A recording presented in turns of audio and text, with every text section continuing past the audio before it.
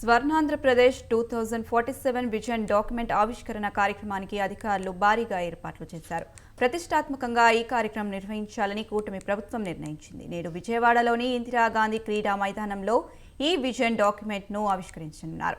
ముఖ్యమంత్రి చంద్రబాబుతో పాటు పలువురు మంత్రులు, ప్రజాప్రతినిధులు హాజరవుతారు. 13 ఉమ్మడి జిల్లాల నుంచి స్థానిక ప్రజాప్రతినిధులు, ప్రజలు హాజరయ్యే ఈ సభకు భారీగా ఏర్పాట్లు చేశారు.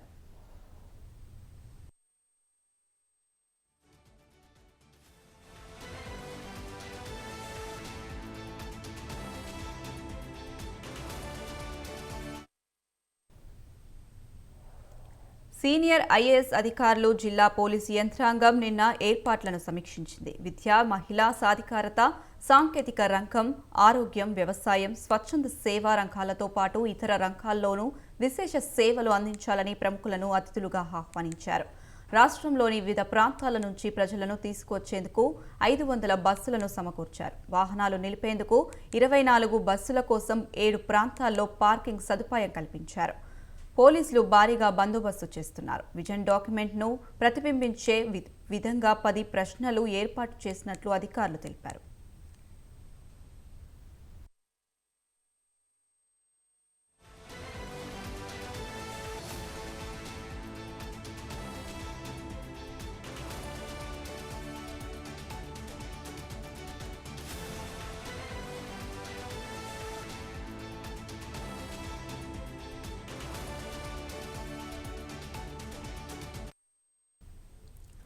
స్వర్ణాంధ్ర విజన్ 2047 కార్యక్రమం కోసం విజయవాడ సహా వివిధ జాతీయ రహదారులపై వచ్చే వాహనాలను దారి మళ్లిస్తారు. ఈ కార్యక్రమానికి భారీగా జనం వస్తున్న నేపథ్యంలో ట్రాఫిక్ ఇబ్బందులు తలెత్తకుండా హైదరాబాద్, విజయవాడ, చెన్నై, కోల్కతా జాతీయ రహదారులపై వచ్చే వాహనాలను ఉమ్మడి నల్గొండ, కృష్ణా, గుంటూరు, ప్రకాశం జిల్లాల్లో పలు చోట్ల వాహనాలను వేరే మార్గాల్లో పంపుతారు. నేడు ఉదయం 5 గంటల నుంచి సాయంత్రం 4 గంటల వరకు ఆంక్షలు అమల్లో ఉండనున్నాయి.